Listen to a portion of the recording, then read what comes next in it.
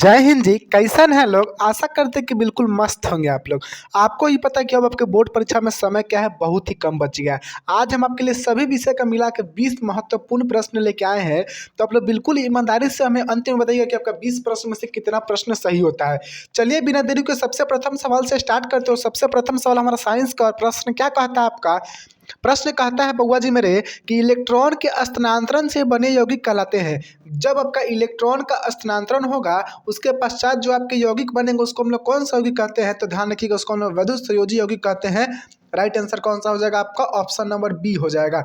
सवाल नंबर दूसरा देखते हैं। सवाल नंबर दूसरा कहता है, और बहुत ही फेमस सवाल है, और सवाल नंबर दूसरा है आपका कि संगमरमर का रासायनिक सूत्र क्या है? ठीक है, तो मेरे साथी जी ध्यान रखेंगे कि संगमरमर का रासायनिक सूत्र आपका CaCO3 होता है, जिसका रासायनिक नाम आपका क्या होता है? कैल्शियम कार्बोनेट होता है। तो राइट आंसर आपका ऑप्शन नंबर ए हो जाएगा।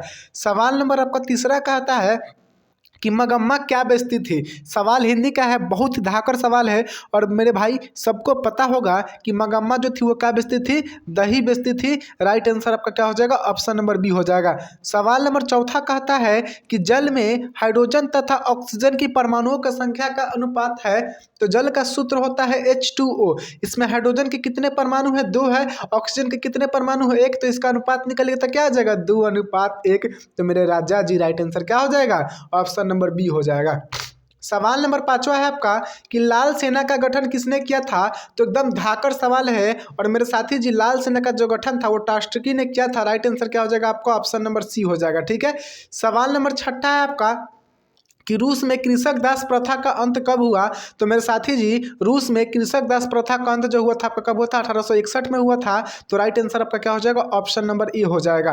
ठीक है जी, चलिए सवाल नंबर सातवां कहता है कि निम्नलिखित में से कौन सी अभाज्य संख्या है? सवाल मैथ का है और बिल्कुल ईजी सवाल है। तो मेरे साथी जी अभाज्य संख्या किसे कहते हैं? तो ऐसी संख्या जो स्वयं और एक के अलावा अन्य संख्या से विभाजित नहीं होती उसको हम क्या कहते हैं? अभाज्य संख्या कहते हैं।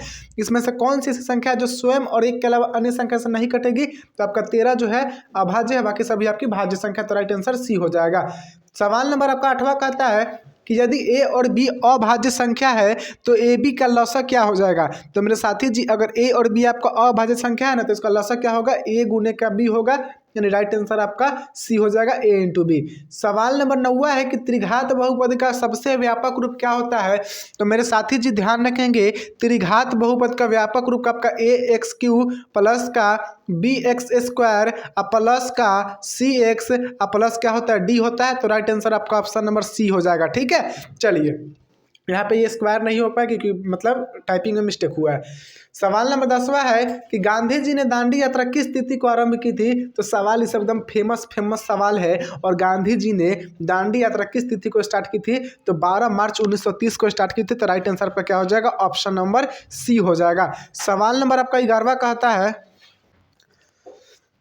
तो साथी जी क्या हो जाएगा? गांधी जी ने दांडी यात्रा किस तिथि को आरंभ की थी? तो 12 मार्च 1930 को की थी। सवाल नंबर 11वां है आपका, आशा करते हैं कि प्रथम 10 सवाल में से 10 सवाल बिल्कुल मजे से आपका सही हुआ होगा। सवाल नंबर 11वां है कि गांधी जी ने असहयोग आंदोलन की शुरुआत कब की? तो मेरे साथी जी गांधी जी ने असहयोग आंदोलन की शुरुआत 1 अगस्त 1920 को की थी। राइट आंसर आपका ऑप्शन नंबर सी हो जाएगा। ध्यान रखिएगा साथी जी, कोई बात नहीं, आपसे अगर सवाल सही हो रहा है तो बहुत ही खुशी की बात है, और सवाल गलती हो रहा है तो कोई बात नहीं, अभी भी आपके पास समय है। बिल्कुल अच्छे से पढ़ाई कीजिए, मेहनत लगा के पढ़ाई कीजिए, एकदम आपका रिजल्ट हो जाएगा।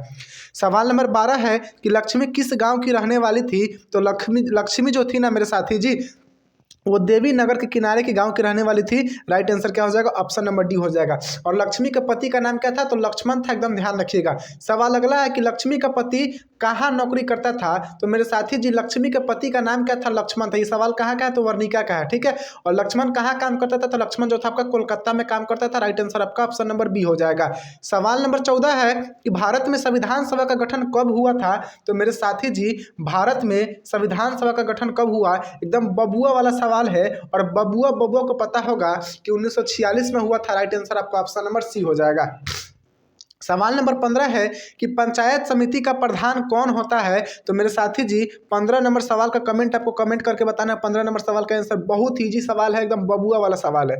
सवाल नंबर 16 है आपका कि जब CO2 गैस को पानी में घोला जाता है तो विलयन का पीएच मान होता है। तो ध्यान रखिएगा, विलयन का पीएच मान 7 से कम हो जाता है। ऑप्शन नंबर आपका सी हो जाएगा। सवाल नंबर 17 है कि विरंजक चूर्ण का अनुसूत्र होता है। तो मेरे साथी जी ध्यान रखेंगे, विरंजक चूर्ण का जो अनुसूत्र होता है आपका CaOCl2 होता है। Right answer option number C हो जाएगा। सवाल नंबर 18 है कि निम्नलिखित में से कौन सा पदार्थ लेंस बनाने के लिए प्रयुक्त नहीं किया जाता है। तो मेरे साथी जी ध्यान रखेंगे कि मिट्टी का उपयोग हम लोग लेंस बनाने के लिए नहीं कर सकते हैं। राइट आंसर आपका ऑप्शन नंबर क्या हो जाएगा, डी हो जाएगा। सवाल नंबर 19 है कि निर्गत किरण और अभिलंब के बीच बने कोण को कहते हैं। तो ध्यान रखेंगे कि निर्गत किरण एवं अभिलंब के बीच बने कोण को हम लोग निर्गत कोण कहते हैं। राइट आंसर आपका ऑप्शन नंबर सी हो जाएगा। सवाल नंबर 20वां है मेरे साथी जी आपका कि किसी माध्यम में अपवर्तनांक का मान होता है।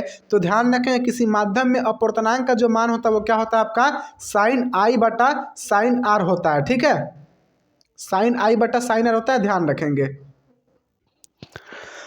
हाँ तो साथी जी हमारा 20 प्रश्न सही मतलब कंप्लीट हो गया। आप बताइएगा कि प्रथम 20 सवाल में से आपके कितने सवाल सही हुए। और एक सवाल आपको होमवर्क दिया गया, कौन सा सवाल था आपका होमवर्क, कौन सा सवाल था कि पंचायत, हाँ पंचायत रिलेटेड था। देखिए यहाँ पे हाँ कि पंचायत समिति का प्रधान कौन कराता है, इसको कमेंट बॉक्स में करना है। और एक सवाल आपके लिए और है 21 नंबर, जिसका कमेंट बॉक्स में आपको जवाब देना है। और सवाल क्या है कि सामान्य दृष्टि के वयस्क के लिए स्पष्ट दृष्टम की न्यूनतम दूरी कितनी होती है। एकदम बबुआ वाला सवाल है कि सामान्य नेत्र जो है वो कितने नजदीक तक की वस्तु को साफ साफ देख सकता है, कमेंट करके बताना है। ठीक है, और एकदम ईमानदारी से बताना कि 20 में से कितना सही हुआ। मिलते हैं हम लोग नेक्स्ट वीडियो, तब तक के लिए जय हिंद।